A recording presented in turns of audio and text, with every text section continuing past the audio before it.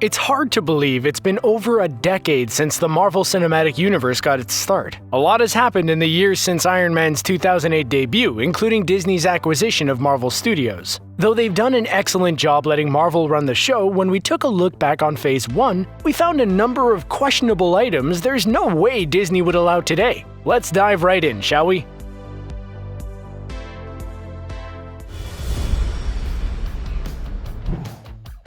It's no secret Tony Stark used to be something of a playboy. Womanizing was a regular pastime for him in a way that would make even James Bond jealous. When the Marvel Cinematic Universe kicked off with Jon Favreau's Iron Man in 2008, Stark was portrayed as egotistical, full of himself, and basically a selfish jerk. And while his bad behavior might have made him kind of endearing and lovable, it didn't change the fact that he had a freaking stripper pole in his personal jet. Yes, a stripper pole. You remember that, don't you?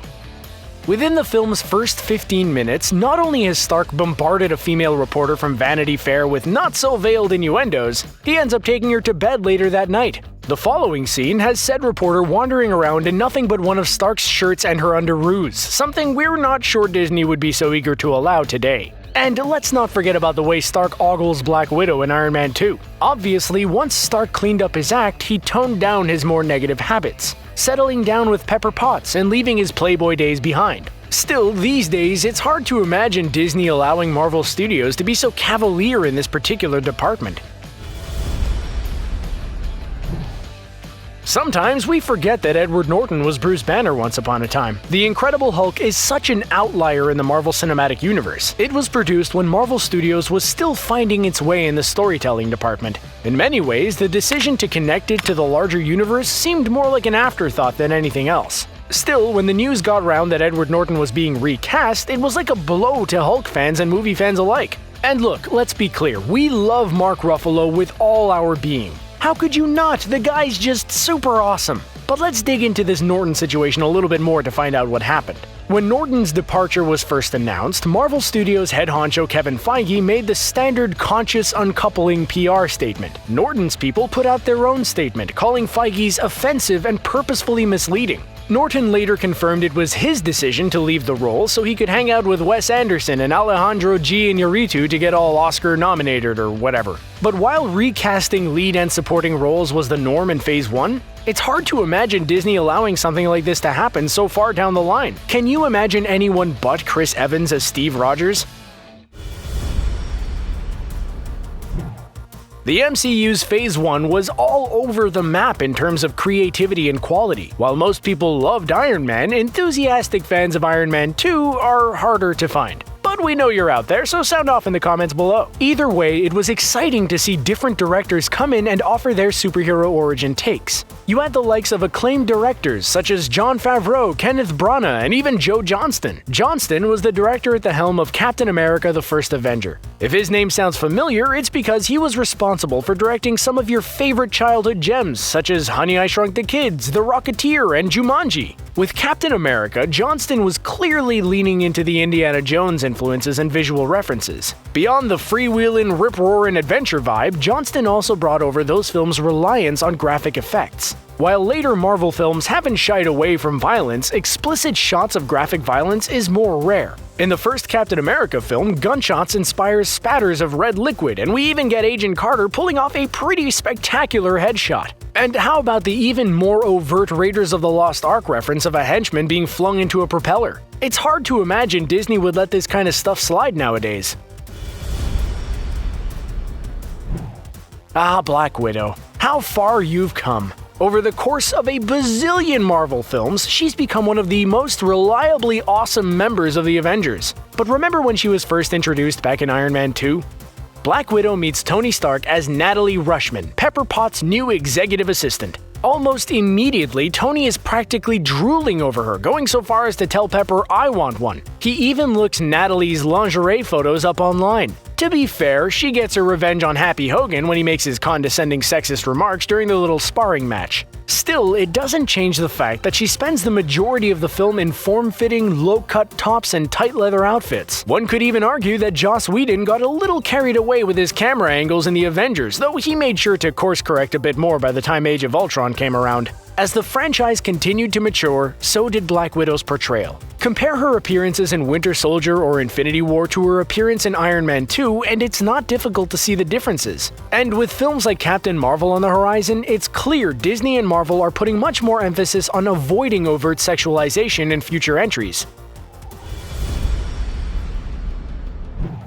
This brings us right into our next point: the general lack of representation in Marvel's Phase 1. Now, to be fair, many of the characters Marvel Studios chose to adapt early on didn't offer a lot of opportunity for diversity. Despite the inspired casting of Samuel L. Jackson as Nick Fury and getting Black Widow into the Avenging mix, there's no doubt Marvel's superheroing repertoire still left something to be desired when it came to representation. While this wasn't as big of an issue back when the Marvel Cinematic Universe first started, diversity and representation have definitely taken priority in later phases, whether behind the camera or in front of it.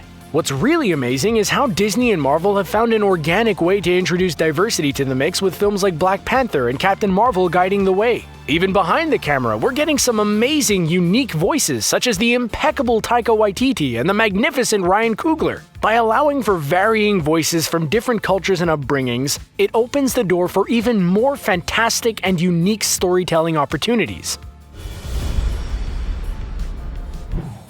When Edward Norton was canned, did he and Terrence Howard form a fired Marvel actors support group to help see each other through? We'd like to think that's exactly what happened, and that they engaged in numerous montages involving slow-motion frolicking and shopping sprees. Okay, seriously, can someone make that a thing? 3 movies into the Marvel Cinematic Universe, and Marvel Studios had already opted to recast 2 big roles, with the character of James Rhodes being the other casualty. This is another scenario when we are more than happy with the decision because Don Cheadle's just awesome. Still, Howard was effective and charming in the role, and it's a shame he was kicked to the curb so early on. Once again, money seemed to be the primary culprit. In a 2013 interview with The Guardian, Howard stated that Marvel's producers wanted to cut his pay down by close to 50 or 80%. Now, while this is essentially a he said, she said situation, with Howard citing money as the issue and Marvel citing Howard's bad behavior, one has to wonder whether or not Disney would have allowed Howard's pay to be cut so dramatically, especially as one of the only lead black actors in the franchise up to this point.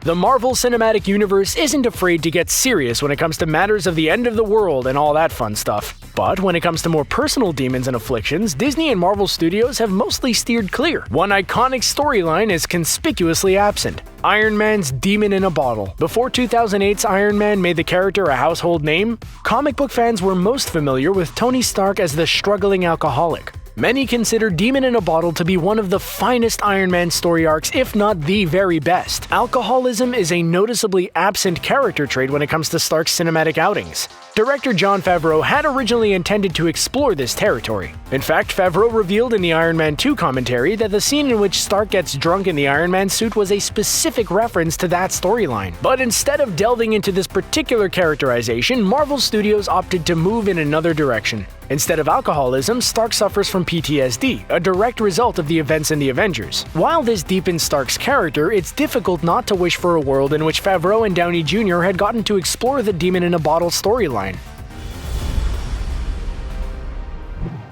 As much as movie fans might long for it, it's highly unlikely Quentin Tarantino will ever write or direct a film in the Marvel Cinematic Universe. That being said, the writers and directors of the MCU have still managed to fit its fair share of raunchiness into the series. There are just certain things Disney is more strict about than others. Sure, we'll get a Jackson Pollock reference or a Devil's Anus every so often, but when was the last time you heard a legitimate F-bomb? Never? That's right, and you probably never will. Even the Aunt May punchline that closes Spider-Man Homecoming is cut off before the word is actually said. The closest Marvel has come to dropping it was in Phase 1, specifically Iron Man 2. The scene in question involves Tony Stark being called to appear in front of the Senate committee. There's some concern about Stark's functioning independently from the government, so they want him to turn in his Iron Man technology and yada yada yada. Stark doesn't bite in the slightest. He teases and quips and makes the bold claim of privatizing world peace, which prompts a direct "F you, buddy" from Senator Stern. It's bleeped out, so innocent children across the world were spared.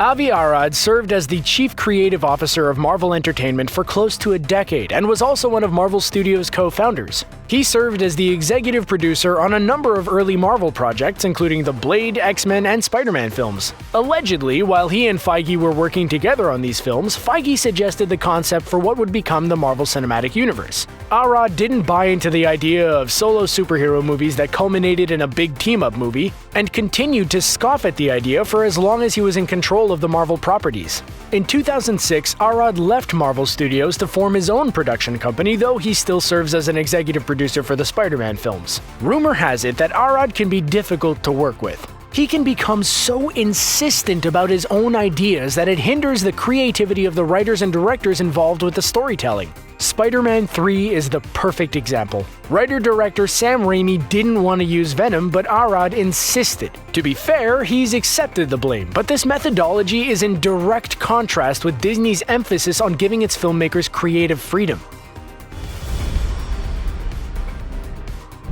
Despite Mark Ruffalo's popularity as everyone's favorite green rage-driven monster, it seems highly unlikely that the Marvel Cinematic Universe will ever have another solo Incredible Hulk film. But it's not for a lack of trying on Marvel Studios' part. The reasoning behind this is that Universal owns the distribution rights to the Hulk. That means nothing gets released without their say-so, and for some odd reason that Universal is never fully explained, they don't want to play nice with Marvel Studios. Mark Ruffalo, the Incredible Hulk himself, put it more bluntly in an interview with Variety. Universal has the rights, and for some reason they don't know how to play well with Marvel, and they don't want to make money. In an interview with IndieWire, Kevin Feige found a way to make light of the situation, commenting that few people cared about a solo Hulk movie before, but now he's asked about it all the time. So, in this case, we're pulling a twist ending on you viewers. It's not Disney that won't allow another Hulk movie to be made, it's Universal standing in the way.